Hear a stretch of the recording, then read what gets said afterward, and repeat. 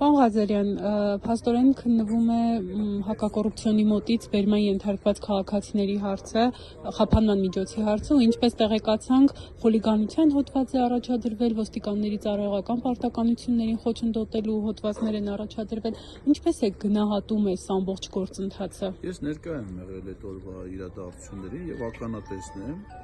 Իհարկե մեզ որպես վկա չեն հրավիրել, որպեսզի մենք ցուցմունք տանք այդ վարույթի շրջանակներում,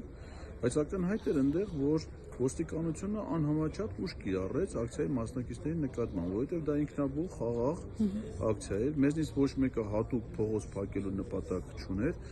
Սա այն դեպքում է կիրառում են ինչ-որ իրանք անում են։ Եթե ընդհանրենք մի 5 հոգի մարդ, ուղղակի հատուկ երթևեկությունը պարալիզացնելու նպատակով փողոց փակեն, ոստիկանի նկատմամբ գործող, մենք հավաքեր, մարդիկ իրանց համար հանգիստ կանգնել էին, ոստիկանները բերեցին մի գիծը բացելուց հետո, այսինքն երթևեկելի մի գիծը արդեն բաց էր։ Ես դեռ դիմում եի ոստի, ասեմ բաց է գիծը, ինչ եք մարդկանց տանջում։ Հատուկ անհամաչափ ուժ են կիրառել մեր կողմնակիցների նկատմամբ, այսինքն մեր տղաների գործողությունները իրավախախտում նպատակ չեն ունեցել, դրա անհրաժեշտություն մարդիկ հանգիստ իրանց համար փողոցում կանգնած են, փողոցում է կանգնած են ինչի՞ որ մայթում կանգնելու տեղ չկա, շատ են մարդիկ, անհամաչափ ուժ են կիրառել մեր գործընկերների նկատմամբ, հետո իրանց են փորձում հիմա որպես մեղավոր ներգրավել, այդպես դարձել են մենք դատարանները մեր աշխատավայրն է դառը, մի դատարանից մի դատարան օրական մենք sense ման են գալի այս դատարաններով։ Եթե նկատել եք, այս վերջերս մամուլում հրապարակում կար, որ հիմա վարժական հավաքներ են նորից սկսվում, ինտենսիվացնում են վարժական հավաքները։ Չգիտես ինչի դրանց հատկապես հրավիրում են ուժեղ Հայաստան դաշինքի կողմնակիցներին։ Այսինքն նպատակը ո՞րն է։ Հիմա մեր մյուս գրասենյակների պատասխանատուներն չէ, հանիրավի քրեական գործերով Կալանքը խաբանը, թեկուզ տնային կալանք, խափանման միջոց, այսինքն այդ մարդը ոչ հեռախոսից կարա օգտվի, ոչ կարա տնից դուրս գա, ոչ գրասենյակ, այսինքն քարոզչական աշխատանքից զրկում են, հիմնական ֆունկցիոնալ գործունեությունից զրկում են, նույնը այս դեպքում է, բերեն մեր կողմնակիցներին իրավունքները սահմանափակեն, որպեսզի փորձեն այդ ձևով խոչընդոտեն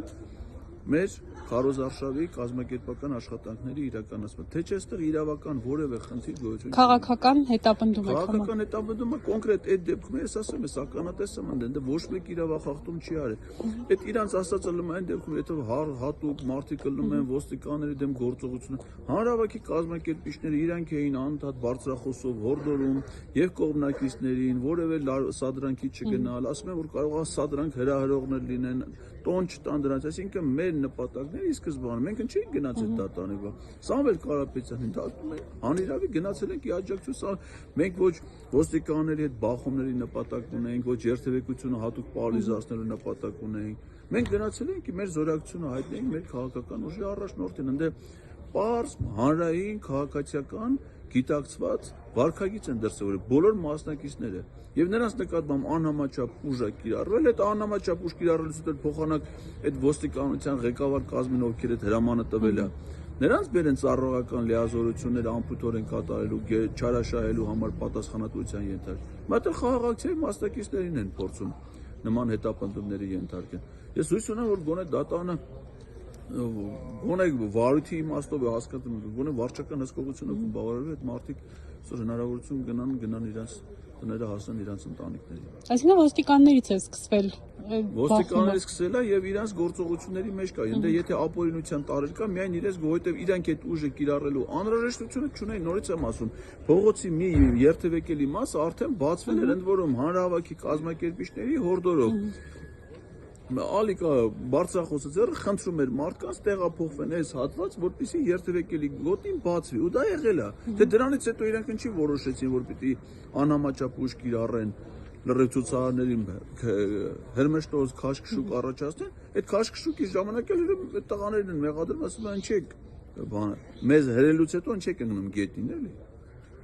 Չեմ կարող հասկանում։ Բաժանորդագրվեք Արմատ մեդիայի ալիքներին YouTube-ում, Facebook-ում, Instagram-ում և Telegram-ում։